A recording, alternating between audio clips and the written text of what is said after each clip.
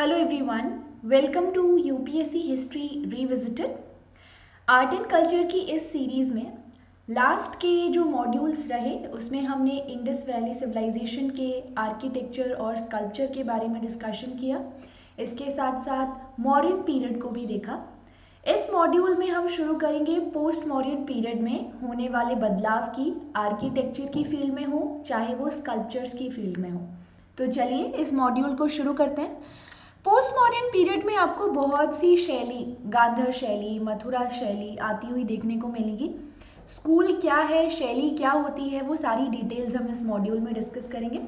लेकिन जब Mauryan empire obviously decline होने लगा और यहाँ बहुत से दूसरे किंगडम सामने आने लगे, जैसे कि आप शुंगास को देखेंगे, डेक्कन रीजन में सातवाहन देखेंगे, आप इसी तरह से कन्वर डायनेस्टी देखेंगे।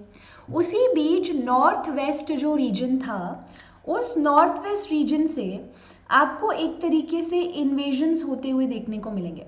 कुछ इन्वेजन्स जो हैं वो आपको इस दौरान होते हुए देखने को मिलेंगे। और ये जो इन्वेजन्स थे, ये जो नए नए रूलर्स आ रहे थे, ये काफ़ी हद तक अपने आप को धीरे धीरे भारत के अलग अलग हिस्सों में इस्टाब्लिश करना भी शुरू कर देते हैं। तो जो शुरू का पीरियड है, अर्ली जो पोस्ट मौर्यन पीरियड है, उसमें उसी चीज़ को कंटिन्यू किया गया जो कि मौर्यन पीरियड में हुआ करता था स्कल्पचर मेकिंग में, दैट इज सिंबोलिज्म एंड सजेस्टिविटी। तो हमने पिछले सेशन में सिंबोलिज्म के बारे में बात की थी, सजेस्टिविटी के बारे में बात की थी कि कैसे एक पर्टिकुलर स्कल्पचर जो है वो बहुत से दूसरे आइडियाज़ और बहुत सी दूसरी इनर स्टोरीज जो है यहाँ पर सजेस्ट करता है। तो अर्ली पोस्ट मॉर्यन पीरियड में उसी को कंटिन्यू किया गया और उसका एक बहुत ब्यूटीफुल एग्जाम्पल है बरहुत। बरहुत में एक स्तूप था और उस स्तूप का जो वेदिका वाला पार्ट है, ये आप देख सकते हैं, सांची का जो स्तूप है उसका वेदिका वाला पोर्शन जो है वो प्लेन था, लेकिन यहाँ पर बहुत ही ब्यूटीफुल तरीके से कार्विंग की गई है। तो ये जो वेदिका वाला पोर्शन है, इसमें जातक स्टोरीज कार्व की गई हैं और ये बहुत हद तक सजेस्टिव आर्ट ही है। जैसे कि उसका एक बहुत ही ब्यूटीफुल कार्व्ड पोर्शन ये वाला आप देख सकते हैं। This particular portion is called as dream of Mahamaya.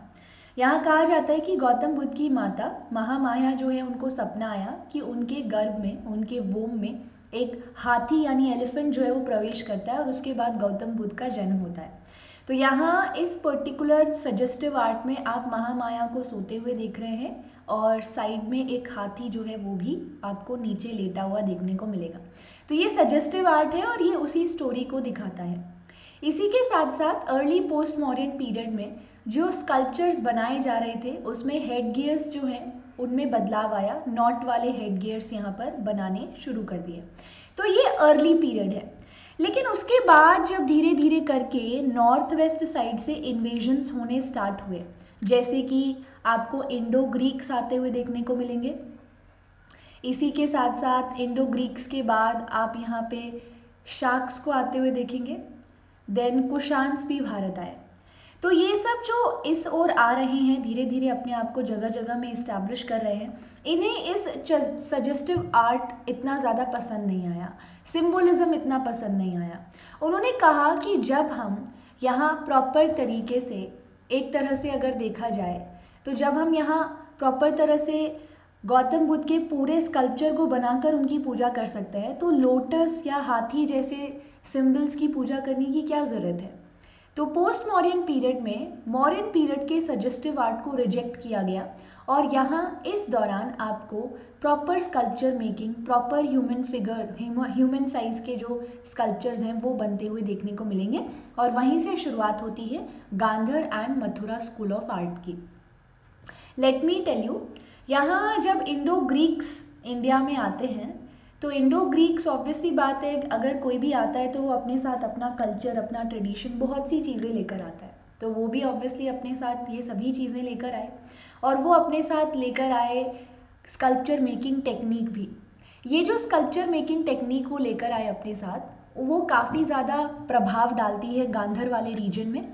और गांधर के जो स्कल्पचर मेकर्स थे, क्राफ्ट्समैन थे, उनके आर्ट में भी आपको उनकी काफ़ी हद तक खूबियाँ और ग्लिम्पसेस देखने को मिलेंगे।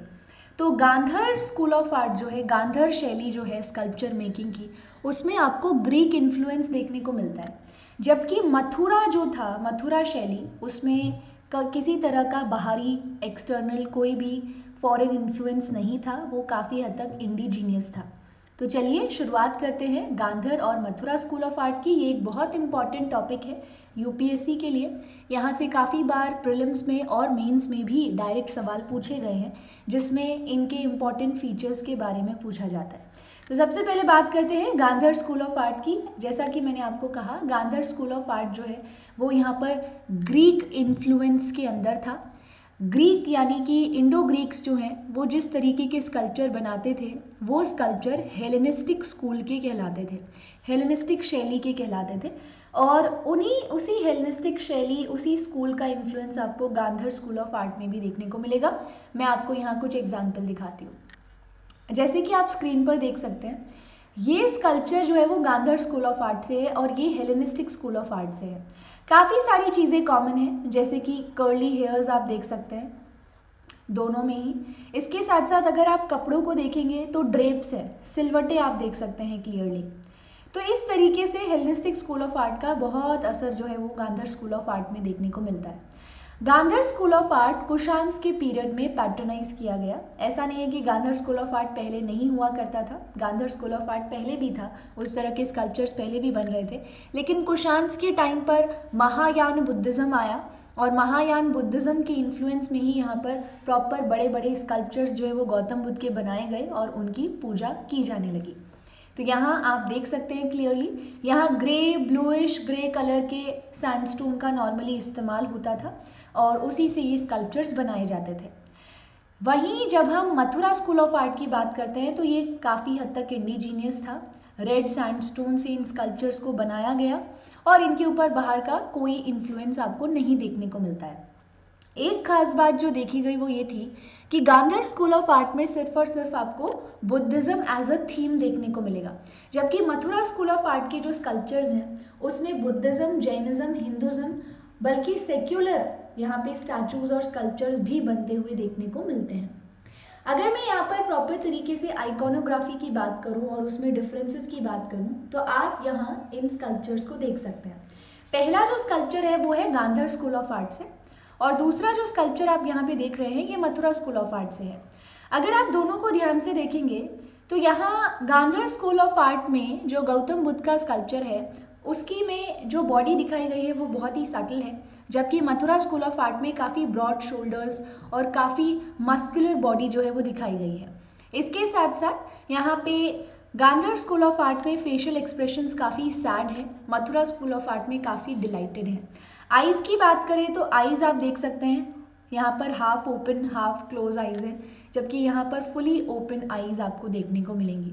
तो ये छोटे छोटे डिफरेंसेस जो हैं वो गांधर और मथुरा स्कूल ऑफ आर्ट में देखे जा सकते हैं। चलिए इन सारे डिफरेंसेस को टैबुलर फॉर्म में डिस्कस करते हैं। तो सबसे पहले area of difference Gandhara and Mathura school of art में, अगर मैं राइन की बात करूं कि किस पीरियड में इन्हें पैटर्नाइज किया गया तो दोनों ही कुशान पीरियड में ही पैटर्नाइज किए गए हैं। गांधर स्कूल ऑफ आर्ट आपको नॉर्थ वेस्ट एरिया में देखने को मिलेगा और Mathura school of art obviously Mathura में। कुशान्स के दो यहाँ पर कैपिटल्स थे, पेशावर और मथुरा। इसके बाद गांधर स्कूल ऑफ आर्ट में जैसा कि हमने देखा ग्रीक इन्फ्लुएंस है, मथुरा स्कूल ऑफ आर्ट में किसी तरह का बाहरी इन्फ्लुएंस नहीं देखने को मिलता। गांधर स्कूल ऑफ आर्ट जो है वो गौतम बुद्ध यानी बुद्धिज़्म थीम पर ही आपको नॉर्मली सारे स्कल्पचर्स देखने को मिलेंगे, जबकि मथुरा स्कूल ऑफ आर्ट जो है उसमें हिंदुज़्म, बुद्धिज़्म, जैनिज़्म, सेक्युलरिज्म, इन सभी थीम्स के स्कल्पचर्स आप देखते हैं। गांधर स्कूल ऑफ आर्ट में ब्लूइश ग्रे सैंडस्टोन का इस्तेमाल किया गया है, जबकि मथुरा स्कूल ऑफ आर्ट में स्पॉटेड रेड सैंडस्टोन का इस्तेमाल किया गया है। उसके बाद जब हम स्कल्पचर्स की बात करते हैं, गौतम बुद्ध के स्कल्पचर्स की बात करते हैं, तो गांधर स्कूल ऑफ आर्ट में जब आप गौतम बुद्ध के स्कल्पचर को देखते हैं तो वो बहुत ही स्पिरिचुअल दिखते हैं, काफ़ी ज़्यादा हेवनली स्कल्पचर जो है वो लगता है। इसके साथ साथ एक्सप्रेशंस काफ़ी सैड है। कुछ ऐसे स्कल्पचर्स भी पाए गए जिनमें उनकी दाढ़ी दिखाई गई है, बियर्डेड बुद्धा, और ज़्यादा ऑर्नामेंटेशन नहीं है, ज़्यादा डेकोरेशन नहीं है, काफ़ी सिंपल रखा गया है स्कल्पचर्स को, पर डिटेलिंग्स काफ़ी हैं। वेविंग हेयर्स यानी कि कर्ली हेयर्स, बहुत बड़ा माथा, फॉरहेड और लंबे कान जो है वो यहाँ पे गांधर स्कूल ऑफ आर्ट में दिखाए गए हैं। वहीं मथुरा स्कूल ऑफ आर्ट की अगर हम बात करते हैं तो गौतम बुद्ध का जो ऑब्वियसली फेशियल एक्सप्रेशन है वो काफ़ी ज़्यादा डिलाइटेड है, he is very much less spiritual.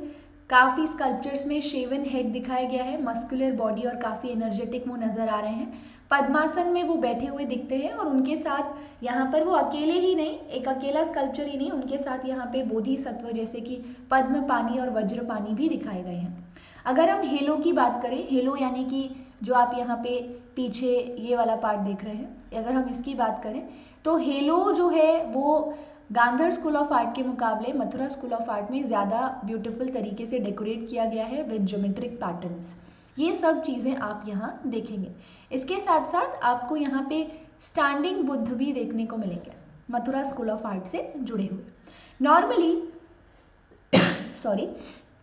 Normally जितने भी आपको यहाँ पे स्कल्पचर्स देखने को मिलते हैं वो अलग अलग मुद्राओं में हैं, और ऐसा देखा गया है कि प्रीलिम्स में मुद्राओं से जुड़े हुए क्वेश्चंस आए हैं कि एक पर्टिकुलर मुद्रा जो है उसका क्या सिग्निफिकेंस है।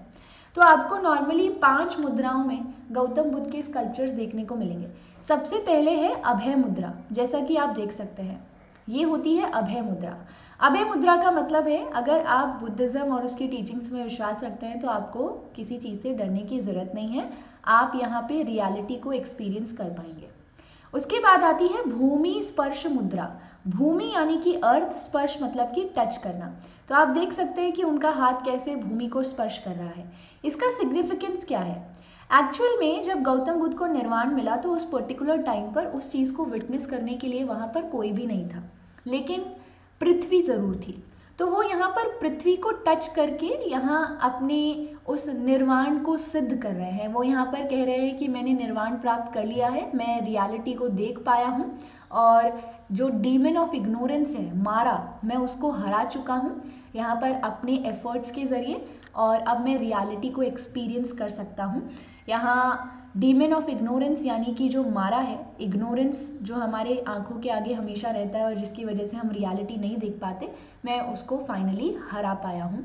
तो उसी को ये भूमि स्पर्श मुद्रा सिंबलाइज करती है। नेक्स्ट ऑब्वियसली ध्यान मुद्रा, आप देख सकते हैं यहाँ पे ध्यान मुद्रा, आंखें बंद है, you can clearly see this thing, ये मेडिटेशन को सिंबलाइज करती है। उसके बाद आती है धर्म चक्र मुद्रा।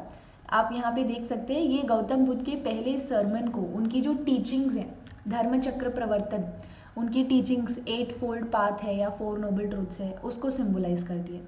एक और मुद्रा है, अगर आप यहाँ देखेंगे तो वो जो मुद्रा है वो कुछ इस प्रकार से है। सॉरी मेरे पास इसकी पिक्चर नहीं थी इस वजह से, बट मैं इसको ड्रॉ करने की ज़रूर कोशिश करूँगी एंड आई होप आप इस मुद्रा को समझ पाएंगे। आप देख सकते हैं कि यहाँ पे जो फर्स्ट फिंगर है, इंडेक्स फिंगर जो है वो थंब के साथ कैसे जुड़ी गई है। तो ये जो मुद्रा आप देख सकते हैं ये वारध मुद्रा कहलाती है, और इस वारध मुद्रा का मतलब होता है ब्लेसिंग्स। जैसे गौतम बुद्ध जो है उन्हें ऑब्वियसली महायान बुद्धिज़्म के हिसाब से गॉड माना जाता है, तो वो यहाँ पर ब्लेसिंग्स देते हैं एंड ये मुद्रा उसी का सिंबल है। तो इस तरह से आपको अलग अलग मुद्राओं में गौतम बुद्ध के स्कल्पचर्स देखने को मिलेंगे। तो हमने इस पर्टिकुलर मॉड्यूल में बात की स्कल्पचर्स की। नेक्स्ट मॉड्यूल जो है उसमें हम देखेंगे कि कैसे पोस्ट मॉडर्न पीरियड में आर्किटेक्चर में केव ट्रेडिशन में बदलाव आया। इसके साथ साथ यस, मैं अनअकैडमी प्लस पर भी लाइव पढ़ा रही हूँ। अनअकैडमी प्लस पर फुल फ्लेज कोर्सेज के ज़रिए मैं यहाँ हिस्ट्री, आर्ट एंड कल्चर का पूरा सिलेबस कवर कर रही हूँ। मेरे साथ ही बहुत से दूसरे टॉप एडुकेटर्स भी कोर्सेज के ज़रिए पूरा यूपीएससी का सिलेबस कवर कर रहे हैं। तो अगर आप अनअकैडमी प्लस का सब्सक्रिप्शन लेना चाहते हैं तो ये बहुत ही ज़्यादा बेनिफिशियल रहेगा, जिसमें आपको फुल फ्लेज कोर्सेज मिलेंगे, डाउट क्लियरिंग सेशंस हैं, प्रीलिम्स की टेस्ट सीरीज़ है, mains test series, essay writing, answer writing, even interview भी इंक्लूडेड है। तो ये सारी चीज़ें आपको सिर्फ अनअकैडमी प्लस पर मिलती है, और अनअकैडमी प्लस का सब्सक्रिप्शन लेने के लिए आप रेफरल कोड revisit10 का यूज़ कर सकते हैं, जिससे आपको 10% डिस्काउंट मिलेगा। So that's all for today. आज के इस मॉड्यूल में इतना ही। नेक्स्ट मॉड्यूल में हम कुछ नई चीज़ों पर डिस्कशन करेंगे। तब तक के लिए स्टे ट्यून्ड। Thank you.